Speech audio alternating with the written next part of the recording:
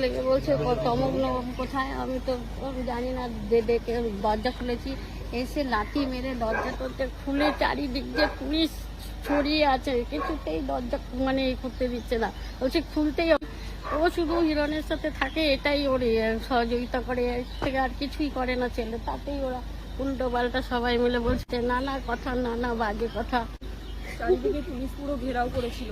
কাকি খুব অসুস্থ, কাকির শরীর ভালো না। শরীর ভালো না, রাত 3টের সময় এসে পুলিশের হয়রানি।